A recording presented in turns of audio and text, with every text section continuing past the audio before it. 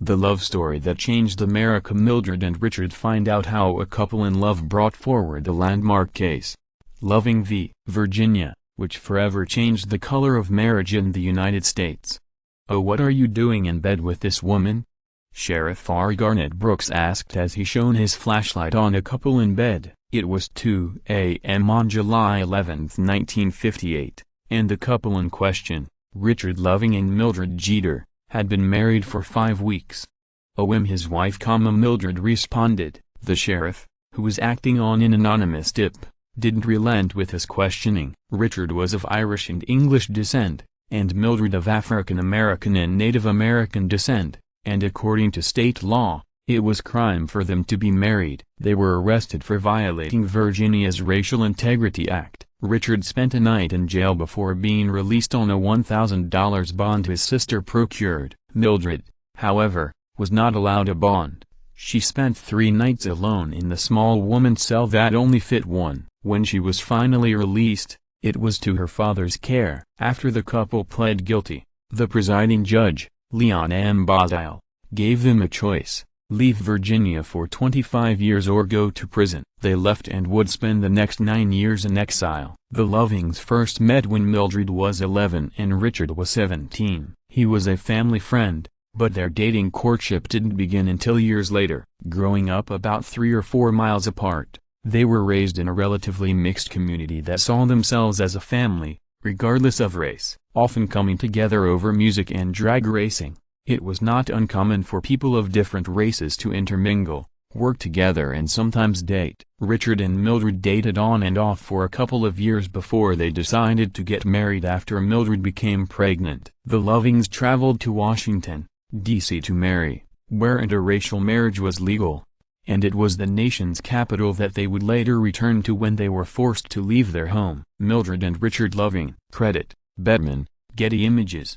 Leaving behind their family and friends, the Lovings attempted to make a life in Washington, D.C., but they never felt at home. Mildred didn't adapt to city life. She was a country girl who was used to a rural area where there was room for kids to play. Wanting to see family, the Lovings would defy the court order to periodically return to Virginia. As they were not allowed to return together, they would take precautions not to be seen together in Virginia, Richard often never venturing outside the house. In the backdrop of the Lovings' struggle, the civil rights movement was taking root. While the Lovings were too preoccupied with their own hardships to be involved, they were inspired by the activism they saw. In 1964, Mildred wrote to Attorney General Robert F. Kennedy for help. Kennedy told her to contact the American Civil Liberties Union. ACLU lawyers Bernard S. Cohen and Philip J. Hirschkopf eagerly took the case. Their first attempt at justice was to have the case vacated and the ruling reversed by the original judge. After waiting almost a year for a response,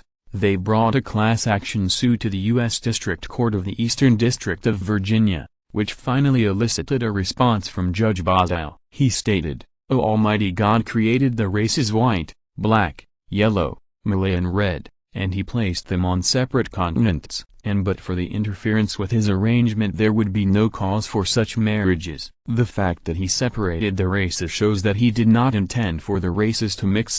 This prejudice-filled response provided the grounds for an appeal to the Virginia Supreme Court of Appeal, but that court upheld the original ruling. Married couple Mildred and Richard Loving at a press conference the day after the Supreme Court ruling. Credit: Francis Miller, The Life Picture Collection. By this time, the Lovings were living secretly together in Virginia. They considered staying separately with their own families, but on the advice of their lawyers they remained together only after being assured that even if arrested, they would only be held for a couple of hours, with the ACLU on call to assist with a release. Live photographer Gray Villett met the Lovings in 1965, before the landmark case went to trial. When he was sent on assignment to document the day-to-day world of the couple, he captured a simple story, a love story. He took photos of the Lovings watching TV together, playing with their kids and kissing. The photos ran in a 1966 issue, providing a rare look into the private lives of a couple that would have such a lasting impact on the laws of the United States. The case made its way to the United States Supreme Court,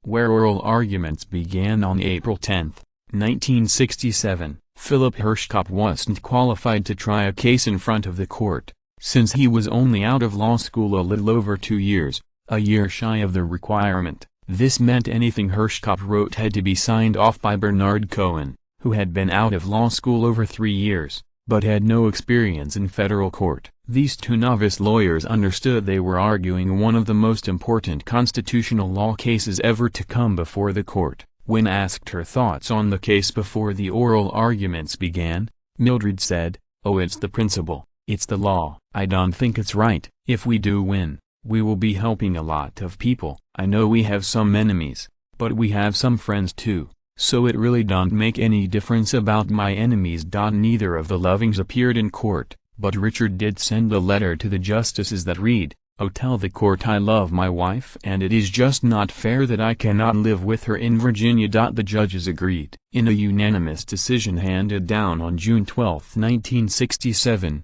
laws banning interracial marriage were deemed unconstitutional, overturning them in 16 states, although Alabama would only repeal its anti-miscegenation laws in 2000, basing its decision on the Due Process and Equal Protection Clauses of the 14th Amendment.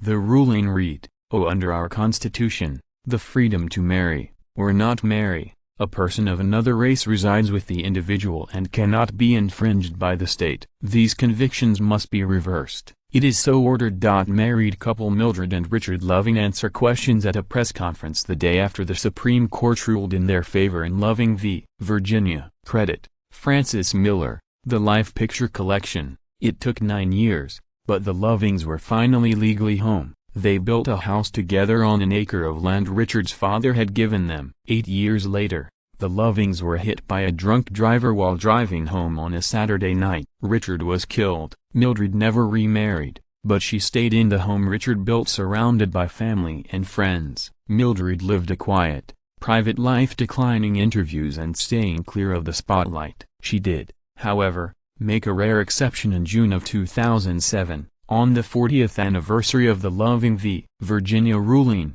3 people working on behalf of the gay rights group Faith in America came to Mildred for her thoughts on same-sex marriage. After careful reflection and discussions with neighbors and her children, the devoutly religious Mildred issued a statement that read, in part, "Oh, believe all Americans, no matter their race, no matter their sex, no matter their sexual orientation, should have that same freedom to marry. Government has no business imposing some people's religious beliefs over others, especially if it denies people's civil rights." There is little doubt about Mildred and Richard's legacy. There's an unofficial celebration on June 12, called O Loving Day, honoring the anniversary of the Supreme Court decision and multiculturalism.